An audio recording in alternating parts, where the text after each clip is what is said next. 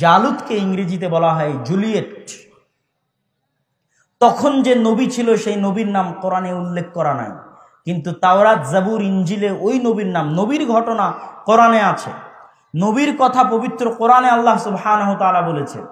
প্রায় পর পর 3 থেকে 4টা আয়াত এই বর্ণনায় আল্লাহ সুবহানাহু ওয়া তাআলা দিয়েছে, কিন্তু নবীর নাম তাওরাত, জাবুর, ইনজিলে আছে শামুয়েল। ওই নবী নির্ধারণ করলেন তালুতকে তাদের নেতা হিসেবে। আর এই যুদ্ধে আল্লাহ সুবহানাহু ওয়া তাআলা পরীক্ষা হিসেবে আদেশ জারি করলেন যে জেরুজালেম বিজয় করতে যেতে সামনে নদী পড়বে, এই নদী সাঁতরে পার হতে হবে। এই নদীর পানি যদি কেউ পান করে নেয় তাহলে তারা যুদ্ধে অংশগ্রহণ করতে পারবে না, নদীর পানি পান না করে ওপারে যেতে হবে। মুফাসসিরিনে কেরাম বলছেন, আল্লাহ কোরআনে বলছে যে অল্প সংখ্যক মানুষ এই পরীক্ষায় পাশ করেছিল। সর্বোচ্চ 150, 200, 300 জন হতে পারে যারা শুধুমাত্র আল্লাহর পরীক্ষায় পাশ করে যুদ্ধে অংশগ্রহণ করতে গেছিল। এই 150, 200, 300 জন মানুষ যখন নদী পার হয়ে যুদ্ধে অংশগ্রহণ করতে গেল, তখন তারা কি বলল জানেন? বাদশাহ জুলিয়েটের বিশাল বাহিনী দেখে তারা বলল, লা তাকাতা লানাল ইয়াউমা বিজালুত ওয়া জুনুদিহি। কোরআনের আয়াত পড়ছে। তারা বলল, এত বিশাল সেনাবাহিনীর সাথে, এত শক্তিশালী জাতির সাথে 150, 200, 300 মানুষ কি করবে? আল্লাহ কোরআনে পাল্টা উত্তর দিয়ে বলছেন, ক্বালাল্লাযীনা ইয়াযুন্নুনা আন্নাহুম মুলাকুল্লাহ। যারা জানতো যে তারা আল্লাহর সাক্ষাৎ করবে, যারা জানতো যে তারা মারা গেলে আল্লাহর সাথে দেখা হবে, তারা কি বলল জানো? তারা বলল, কাম মিন ফিআতিন কালিলাতিন গালাবাত ফিআতান কাসীরাতাম বিইজনিল্লাহ। কত শত দুর্বল দল আছে যাদেরকে আল্লাহ বিজয়ী করে দিয়েছে শক্তিশালী দলের উপর, পাওয়ারফুল দলের উপর। আল্লাহু মা'আস সাবিরিন। আর আল্লাহ আছেন ধৈর্যশীলদের সাথে, যারা ধৈর্যের সাথে, ঈমানের সাথে, আল্লাহ ভরসার সাথে সামনে এগিয়ে যাবে, তারা অল্প সংখ্যক হলেও আল্লাহ তাদেরকে বিজয়ী করে দিবেন। তাহলে এই ঘটনা, দ্বিতীয় ঘটনা জেরুজালেম বিজয় করার, আল মসজিদ আল আকসা বিজয় করার, এই ঘটনায় বাদশাহ জুলিয়েটকে নিজে হাতে হত্যা করেছিল দাউদ আলাইহিস সালাম। তারপরে আল্লাহ সুবহানাহু ওয়া তাআলা দাউদ আলাইহিস সালামকে নবী বানিয়ে দিলেন। আর দাউদ আলাইহিস সালাম তার বিশাল সাম্রাজ্যের কেন্দ্র স্থাপন করলেন জেরুজালেমে, মসজিদে আকসায়। এবং দ্বিতীয়বার মসজিদে আকসা নির্মাণ করলেন সুলাইমান আলাইহিস সালাম। এই গেল মোটামুটি আল্লাহর নবীর পূর্বে মসজিদে আকসার গুরুত্ব বোঝানোর জন্য সংক্ষিপ্ত ইতিহাস। আরও গুরুত্ব বোঝানোর জন্য 2-1টা সংক্ষিপ্ত কথা বলে যাই। মারিয়াম আলাইহিস সালাতু ওয়াস সালাম, ওয়া ইয ক্বালাত ইমরাতু ইমরান রাব্বি ইন্নী নাযারতু লাকা মা ফি বাতনি মুহাররারান ফাতাকাব্বাল মিন্নি। মারিয়াম আলাইহিস সালাতু ওয়াস সালামকে তার মা ওয়াকফ করেছিলেন। উনি যেই মসজিদের খেদমত করতেন সেটাও মসজিদে আকসা। ঈসা আলাইহিস সালাতু ওয়াস সালাম যেই শহরে জন্মগ্রহণ করেছিলেন সেটাও জেরুজালেম। এই জন্যই এই লম্বা ঘটনা বলার, ইয়াহইয়া আলাইহিস সালাতু ওয়াস সালাম, জাকারিয়া আলাইহিস সালাতু ওয়াস সালাম সব জেরুজালেমে। এই লম্বা ঘটনা বলার পিছনে উদ্দেশ্য, সারমর্ম বাক্য যদি একটা সারমর্ম বাক্য বলি, তাহলে আজকের বিশ্ব যারা শাসন করছে, আজকের বিশ্বের ইহুদি হোক, খ্রিস্টান হোক, পাশ্চাত্যে যারা আছে, যেই হোক, তারা যদি সারা পৃথিবী দখল করে নেয় আর যদি জেরুজালেম তাদের হাতে না থাকে, তাহলে তাদের কাছে গোটা পৃথিবী নাই, এটা তারা মনে করবে। ঠিক মুহাম্মদ সাল্লাল্লাহু আলাইহি ওয়াসাল্লামের উম্মতে মুহাম্মাদি যদি সারা পৃথিবী দখল করে নেয় কিন্তু মসজিদে আকসা তাদের কাছে না থাকে, তাহলে সকল দিনের উপর ইসলামের প্রাধান্য, ইসলামের বিজয় প্রতিষ্ঠিত হবে না। তার কারণ হচ্ছে এই যে পাস্ট, যে ধারাবাহিক ইতিহাস বলে আসলাম। কেননা পৃথিবীতে যত দিন আছে, যত দিনের অনুসারী আছে, সকল দিনের অনুসারী মানুষের কাছে এটাই হচ্ছে সবচেয়ে পবিত্র স্থান। যত দিন আছে, ইহুদি, খ্রিস্টান, মুসলমান। আর এটাকে কেন্দ্র করেই পৃথিবীর শেষ সময়গুলোতে যত বড় বড় যুদ্ধ হবে, সব যুদ্ধ হবে শামে, সব যুদ্ধ হবে এই মাটিতে, এই ভূমিতে। যে রাসূল সাল্লাল্লাহু আলাইহি ওয়াসাল্লামের কিয়ামতের পূর্ব মুহূর্তের যে হাদিসগুলো আছে, সেই হাদিসগুলো থেকে স্পষ্টভাবে বোঝা যায়। সুতরাং সকল ধারা বিবরণীতে এই কথা স্পষ্ট যে মসজিদে আকসা এবং জেরুজালেমের গুরুত্ব সীমাহীন এবং অপরিসীম। এবার আমরা আসি মুহাম্মদ সাল্লাল্লাহু আলাইহি ওয়াসাল্লামের জীবনীতে।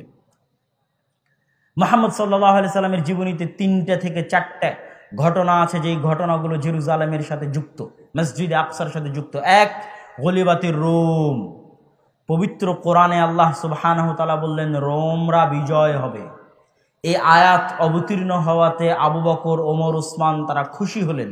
কেন খুশি হলেন? এর প্রেক্ষাপট আপনাদেরকে সংক্ষেপে বুঝতে হবে। এর সংক্ষিপ্ত প্রেক্ষাপট হচ্ছে, পারস্যের অগ্নিপূজকরা মসজিদে আকসা দখল করে নিয়েছিল, জেরুজালেম দখল করে নিয়েছিল। তাদের হাত থেকে যখন পারস্যরা অগ্নিপূজকরা যখন মসজিদে আকসা দখল করে নিয়েছিল, তখন মক্কার মুশরিকরা খুশি হয়েছিল, আর মক্কায় থাকা মুহাম্মদ সাল্লাল্লাহু আলাইহি ওয়াসাল্লামের সাহাবীরা কষ্ট পেয়েছিল। আবার যখন রোমানরা, বাইজেন্টাইন রোমান সাম্রাজ্য, ইস্তাম্বুল, কনস্টান্টিনোপল, কুস্তুনতুনিয়া থেকে তারা এসে আবার যখন মসজিদে আকসা তাদের দখলে নিয়ে নিল, তারা হলো খ্রিস্টান, তখন মক্কায় থাকা মুসলমানরা হয়ে গেল খুশি। ঘটনা দেখেন, ঘটনাটা বুঝেন, যে যখন পারস্যের অগ্নিপূজকরা মসজিদে আকসা দখলে নিচ্ছে, মক্কায় থাকা মুশরিকেরা খুশি, আর মক্কায় থাকা মুসলমানেরা কষ্ট পাচ্ছে।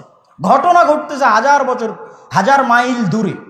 এবার পারস্যের অগ্নিপূজকদের কাছ থেকে যখন রোমান খ্রিস্টানরা মসজিদে আকসার দখল নিচ্ছে, সেটার কথা আল্লাহ কোরআনে বলছে গুলিবাতের রুম, আর মক্কায় বসে মুহাম্মদ সাল্লাল্লাহু আলাইহি ওয়াসাল্লাম খুশি হচ্ছে, মক্কায় বসে মুসলমানেরা খুশি হচ্ছে। ঘটনা কি? এখান থেকে বোঝা যায় যে আকীদা যেটাই হোক, যদি মুসলমানদের হাতে থাকে তাহলে এটাতে খুশি হওয়া যাবে, এটাতে সহযোগিতা করা যাবে, এই চেষ্টায় সহযোগিতা করা যাবে। তার দলিল এখানে যে মুহাম্মদ সাল্লাল্লাহু আলাইহি ওয়াসাল্লাম অগ্নিপূজকদের হাত থেকে খ্রিস্টানদের কাছে মসজিদে আকসা থাকবে, এটাতে তিনি খুশি। দলিল কোরআনের আয়াত। এটা গেল এক। দুই, সুবহানাল্লাযী আসরা বিআবদিহি লাইলাম মিনাল মাসজিদিল হারামি ইলাল মাসজিদিল আকসা আল্লাযী বারাকনা হাওলাহু। ওই সত্তার পবিত্রতা বর্ণনা করছি, যিনি মক্কা থেকে তার বান্দা মুহাম্মদ সাল্লাল্লাহু আলাইহি ওয়াসাল্লামকে নিয়ে গেছেন মসজিদে আকসায়, যেই মসজিদে আকসার চারিদিকে বরকত দিয়ে ঘেরা আছে। আল্লাহু আকবার। আল্লাহ কোরআনে বলছেন, আল মসজিদুল আকসা আল্লাযী বারাকনা হাওলাহু। ওই মসজিদে আকসায় আল্লাহ নিয়ে গেছেন মুহাম্মদ সাল্লাল্লাহু আলাইহি ওয়াসাল্লামকে, যার চারিদিকে বরকত দিয়ে ঘেরা আছে। মেরাজে রাসূলুল্লাহ সাল্লাল্লাহু আলাইহি ওয়াসাল্লাম মক্কা থেকে গেছেন মসজিদে আকসায়, মসজিদে আকসা থেকে গেছেন সপ্তম আসমানে, আর মসজিদে আকসায় তিনি সকল নবীর সালাতে ইমামতি করিয়েছেন। এটা হলো রাসূল সাল্লাল্লাহু আলাইহি ওয়াসাল্লামের জীবনে মসজিদে আকসার সাথে ইসলামের সম্পর্ক, মসজিদে আকসার সাথে উম্মতে মুহাম্মাদীর সম্পর্ক। তৃতীয় এবং আশ্চর্য সম্পর্ক, তৃতীয় এবং আশ্চর্য, অতি আশ্চর্য, অতি আশ্চর্য, সেটা হচ্ছে মুহাম্মদ সাল্লাল্লাহু আলাইহি ওয়াসাল্লাম জন্মের পর থেকে জানেন কাবা সবচেয়ে পবিত্র। তার বাপ, তার দাদা, তার 14 গোষ্ঠী, তার আদি পিতা ইসমাইল এবং তার আদি পিতা ইব্রাহিম মিলে কাবা তৈরি করেছে। তার দাদা কাবার রক্ষক, তিনি জন্মের পর থেকে জানেন কাবা সবচেয়ে পবিত্র। সেই কাবার পাশে দাঁড়িয়ে আল্লাহ তাকে সালাত আদায় করতে বলছেন মসজিদে আকসা মুখী হয়ে। কাবার পাশে দাঁড়িয়ে আল্লাহ মুহাম্মদ সাল্লাল্লাহু আলাইহি ওয়াসাল্লামকে বলছেন আপনি সালাত আদায় করেন মসজিদে আকসা মুখী হয়ে। অথচ তখন মুহাম্মদ সাল্লাল্লাহু আলাইহি ওয়াসাল্লাম মক্কায়, তখন মুহাম্মদ সাল্লাল্লাহু আলাইহি ওয়াসাল্লাম কাবার পাশে, আর জন্মের পর থেকে তিনি জানেন যে এই কাবা সবচেয়ে পবিত্র, আমার বাপ দাদা এই কাবার রক্ষণাবেক্ষণ করেছে, আমার আদি পিতা ইব্রাহিম আর ইসমাইল মিলে এই কাবা তৈরি করেছে। তারপরও আল্লাহ তাকে আদেশ দিচ্ছেন আপনি সালাত আদায় করেন মসজিদে আকসামুখী হয়ে, কাবাকে পাশে রেখে। 17 মাস কাবাকে পাশে রেখেই, 17 মাসের কিছু মাস হবে, কেননা এর মধ্যে আল্লাহর নবী হিজরত করেছেন, আর বাকি কিছু মাস মদিনায়। মদিনায় গিয়ে প্রথম যে মসজিদ নির্মিত হয়েছে সেটাও মসজিদে আকসামুখী হয়ে নির্মিত হয়েছে। আমার ছোট্ট চিন্তা আমি এটাই বুঝি যে এটার পিছনে আল্লাহ সুবহানাহু তাআলার এটাই হিকমা ছিল, আল্লাহ সুবহানাহু তাআলার এটাই হিকমা ছিল যে মুহাম্মদ সাল্লাল্লাহু আলাইহি ওয়াসাল্লামকে মেরাজ করালেন মসজিদে আকসা হয়ে, কাবার পাশে রেখে মুহাম্মদ সাল্লাল্লাহু আলাইহি ওয়াসাল্লামকে সালাত আদায় করাচ্ছেন মসজিদে আকসামুখী হয়ে। এটার পিছনে হিকমা এটাই যে এই মসজিদে আকসা মুসলমানদের, এই মসজিদে আকসা উম্মতে মুহাম্মাদির, এবং তাদেরকে এটা একদিন বিজয় করতে হবে এবং নিজেদের অধীনে নিতে হবে, তবেই ইসলামের পরিপূর্ণ বিজয় হবে। এ কথাই সত্য, এবং এটা রাসূল সাল্লাল্লাহু আলাইহি ওয়াসাল্লামের জীবনী থেকে বোঝা যায়।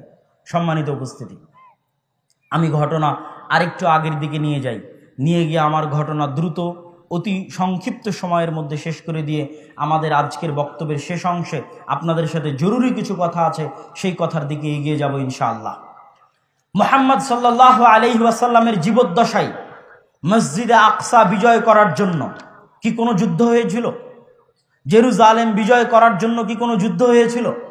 এই সম্পর্কে অনেকেই হয়তো জানেন না, বা অনেকেই হয়তো চিন্তা ভাবনা করেন না, বা বুঝেন না, বা হয়তো বোঝার চেষ্টা করেন না। জি হ্যাঁ, হয়েছিল। রাসূলুল্লাহ সাল্লাল্লাহু আলাইহি ওয়াসাল্লামের যুগের দুইটা যুদ্ধকে আমরা বলতে পারি যে এই দুইটা যুদ্ধ জেরুজালেম বিজয় করার জন্যই ছিল, এই দুইটা যুদ্ধ ফিলিস্তিন বিজয় করার জন্যই ছিল। এক মুতার যুদ্ধ আর এক তাবুকের যুদ্ধ। কেন বললাম? মুতার যুদ্ধের আজকের ম্যাপ যদি আপনি ওপেন করেন তাহলে মুতার যুদ্ধ থেকে আজকের জেরুজালেম মাত্র 100 কিলোমিটার দূরে। আপনি এখন গুগল ম্যাপে গিয়ে দেখবেন যে মুতার যুদ্ধ কোথায় হয়েছিল। খালিদ বিন ওয়ালিদের নেতৃত্বে, যেই যুদ্ধে মোহাম্মদ সাল্লাল্লাহু আলাইহি ওয়াসাল্লাম খালিদ বিন ওয়ালিদকে সাইফুম মিন সুয়ুফিল্লাহ, আল্লাহর তরবারি উপাধি দিয়েছিলেন, সেই যুদ্ধ থেকে জেরুজালেমের দূরত্ব মাত্র 100 কিলোমিটার। আর এই দুটো যুদ্ধই রাসূল সাল্লাল্লাহু আলাইহি ওয়াসাল্লাম লড়ার আদেশ দিয়েছিলেন রোমানদের বিরুদ্ধে। আর তৎকালীন আরবের সীমানায় রোমানদের সবচেয়ে বড় হেডকোয়ার্টার ছিল জেরুজালেমে। তো রোমানদের বিরুদ্ধে যুদ্ধ মানেই জেরুজালেম বিজয়ের জন্য যুদ্ধ, কেন ওটা তো তার সেন্টার, ওটা তার হেডকোয়ার্টার, যেটা তারা পারস্যদের কাছ থেকে বিজয় করেছে। এবং এখানে আরো একটা ঘটনা আপনাদেরকে স্মরণ করিয়ে দিতে চাই যে আল্লাহর নবীর জীবনীতে চতুর্থ যে ঘটনা মসজিদে আকসার সাথে সম্পৃক্ত, সে ঘটনা খুবই প্রসিদ্ধ, কিন্তু এইভাবে আপনাকে কেউ কানেক্ট করে দিবে না, আমি জাস্ট কানেক্ট ধরিয়ে দিচ্ছি। সহিহ বুখারীর প্রথম দিকে ওহীর অধ্যায়ের আলোচনায় লম্বা হাদিস, বলতেও মজা লাগবে, শুনতেও ভালো লাগবে, কিন্তু আমাদের সংক্ষিপ্ত সময় থাকার কারণে আমরা বলছি না। যে আবু সুফিয়ান রাদিয়াল্লাহু তাআলা আনহু, যিনি পরবর্তীতে ইসলাম গ্রহণ করেছিলেন, হুদাইবিয়ার যখন সন্ধি হয় তখন মুহাম্মদ সাল্লাল্লাহু আলাইহি ওয়াসাল্লাম ব্যস্ত হয়ে গেলেন দাওয়াতি কাজে, আর আবু সুফিয়ানেরা ব্যস্ত হলো ব্যবসায়িক কাজে। তো আবু সুফিয়ানেরা ব্যবসা করতে চলে গেছে জেরুজালেমে ব্যবসা করতে গেছে। জেরুজালেমের তৎকালীন বাদশাহ তথা গোটা রোমান এম্পায়ারের বাদশাহ স্বপ্নে দেখছে যে তার রাজত্ব দখল করে নেবে যারা খাতনা করে, আরবের মধ্যে যারা খাতনা করে। সংক্ষিপ্তভাবে হাদিস বলে দিচ্ছি যে আরবের মধ্যে কারা খাতনা করে, তার মাথা নষ্ট। সে পরের দিন সব পাদ্রীদের জমা করলো, কারা খাতনা করে, বলে ইহুদিরা ছাড়া আর কেউ খাতনা করে তো আমরা জানি, বল না আরবের মধ্যে কারা খাতনা করে, আশপাশে কোনো আরব থাকলে ধরে নিয়ে আসো। আশপাশে আরব পাওয়া গেল, আবু সুফিয়ানকে ধরে নিয়ে আসা হলো, তোমরা খাতনা করো তো? বলে হ্যাঁ, ইব্রাহিম আলাইহিস সালাতু ওয়াস সালামের সুন্নাত, বললাম না ইব্রাহিম আলাইহিস সালামের এক ছেলে মক্কায় ছিল ইসমাইল, তার বংশধর মুহাম্মদ সাল্লাল্লাহু আলাইহি ওয়াসাল্লাম, তারা খাতনা করে। তো বলে ঘটনা কি বলো তো? বলে ঘটনা এই মুহাম্মদ সাল্লাল্লাহু আলাইহি ওয়াসাল্লামের লম্বা ঘটনা, মুহাম্মদ সাল্লাল্লাহু আলাইহি ওয়াসাল্লামের বিষয়ে তার জিজ্ঞাসা, তার উত্তর, মুহাম্মদ সাল্লাল্লাহু আলাইহি ওয়াসাল্লামের আগে কি কেউ রাজা ছিল, মুহাম্মদ সাল্লাল্লাহু আলাইহি ওয়াসাল্লামের আগে কি কেউ নবী ছিল, এগুলো সব জিজ্ঞেস করছে বাদশা হিরাক্লিয়াস। কেন জিজ্ঞেস করছে? উনি উত্তরে বলছেন, মুহাম্মদ সাল্লাল্লাহু আলাইহি ওয়াসাল্লামের আগে যদি কেউ নবী থাকতো তোমরা বলতে, তাহলে আমি মনে করতাম যে তার বাপদাদার দেখা দেখে ওও নবী দাবি করেছে, কিন্তু মুহাম্মদ সাল্লাল্লাহু আলাইহি ওয়াসাল্লামের আগে ইসমাইলের বংশে আর কেউ নবী দাবি করেনি। সুতরাং এটা তো আমি বলতে পারছি না যে মুহাম্মদ কারো দেখা দেখি নবী দাবি করছে সাল্লাল্লাহু আলাইহি ওয়াসাল্লাম। মুহাম্মদ সাল্লাল্লাহু আলাইহি ওয়াসাল্লামের আগে তার বংশে কেউ রাজা ছিল? আবু সুফিয়ান বলছে না, মুহাম্মদ সাল্লাল্লাহু আলাইহি ওয়াসাল্লামের আগে তার বংশে কেউ রাজা ছিল না। হিরাক্লিয়াস বলছে যদি তুমি বলতে যে মুহাম্মদ সাল্লাল্লাহু আলাইহি ওয়াসাল্লামের আগে তার বংশে কেউ রাজা ছিল, তাহলে বলতাম বাপদাদার রাজত্ব ফিরে পাওয়ার জন্য নবী দাবি করেছে। এইভাবে একের পর এক তার জিজ্ঞাসা চলতেছে আর উত্তর চলতেছে, জিজ্ঞাসা উত্তর চলতে চলতে হিরাক্লিয়াস বসে আছে কোথায়? জেরুজালেমে। বসে আছে কোথায়? মসজিদে আকসার পাশে।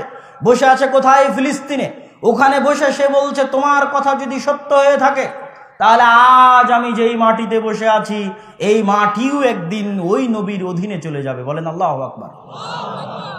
এটাও রাসূল সাল্লাল্লাহু আলাইহি ওয়াসাল্লামের জীবদ্দশায় মসজিদে আকসার সাথে মুহাম্মদ সাল্লাল্লাহু আলাইহি ওয়াসাল্লামের সম্পর্ক, যে মসজিদে আকসা তখন যে শাসন করছে, যেই রোমান বাদশাহ শাসন করছে, সে বলছে যে এই মাটি তোমার কথা যদি সত্য হয়ে থাকে তাহলে যিনি নবী দাবি করেছে মক্কায় তার অধীনে একদিন চলে যাবে। সম্মানিত উপস্থিতি, রাসূল সাল্লাল্লাহু আলাইহি ওয়াসাল্লামের জীবদ্দশায় দুইটা যুদ্ধ ছিল জেরুজালেম বিজয় করার জন্য, এক মুতা আর এক তাবুক। এটা এভাবে আপনাকে কেউ বলে দিবে না, কিন্তু আমি কোন প্রেক্ষাপট থেকে বললাম সেটাও আপনাদের কাছে স্পষ্ট করে দিলাম যে এটার পিছনের প্রেক্ষাপট কি। মুতা এবং তাবুকের যুদ্ধের পর রাসূল সাল্লাল্লাহু আলাইহি ওয়াসাল্লামের মৃত্যুর পর যখন আবু বকর রাদিয়াল্লাহু তাআলা আনহু খেলাফতের দায়িত্ব গ্রহণ করলেন, খেলাফতের দায়িত্ব গ্রহণ করে উম্মতে মুহাম্মাদির মধ্যে যারা যাকাত অস্বীকার করলো, উম্মতে মুহাম্মাদির মধ্যে নতুন নবুয়তের দাবিদার করলো, তাদের বিরুদ্ধে বিশাল যুদ্ধ তিনি পরিচালনা করলেন, শক্তিশালী ভয়ঙ্কর যুদ্ধ। সেই যুদ্ধ থেকে ফিরি হয়েই তিনি এবার নির্দেশ দিলেন তোমরা জেরুজালেম বিজয় করো, মসজিদে আকসা বিজয় করো। আবু বকর রাদিয়াল্লাহু তাআলা আনহু, আবু বকর রাদিয়াল্লাহু তাআলা তার জীবদ্দশায় সম্ভব হয়নি।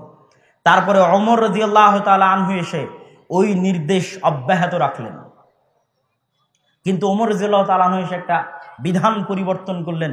খালিদ বিন ওয়ালিদকে প্রধান সেনাপতির পদ থেকে সরিয়ে আবু উবাইদা ইবনুল জাররাহকে প্রধান সেনাপতির পদে দায়িত্ব দিয়ে দিলেন।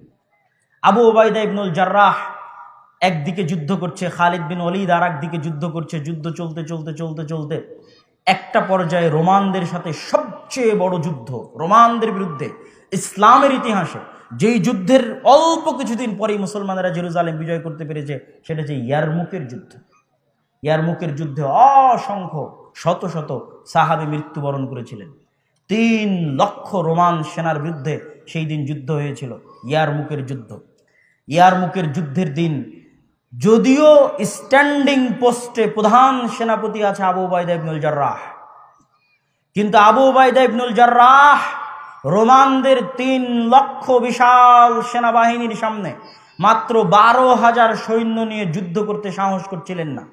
তিনি পাল্টা চিঠি লিখে পাঠালেন ওমর রাদিয়াল্লাহু তাআলা আনহু বরাবর, আমিরুল মুমিনিন, খলিফাতুল মুসলিমিন, যদি আপনি সাহায্য না পাঠান আর যদি আমরা যুদ্ধে পরাজিত হই, মুসলমানেরা যদি পৃষ্ঠ প্রদর্শন করে, তাহলে এটা কুফরি হবে, নিজের দিন থেকে ফিরে যাওয়া হবে।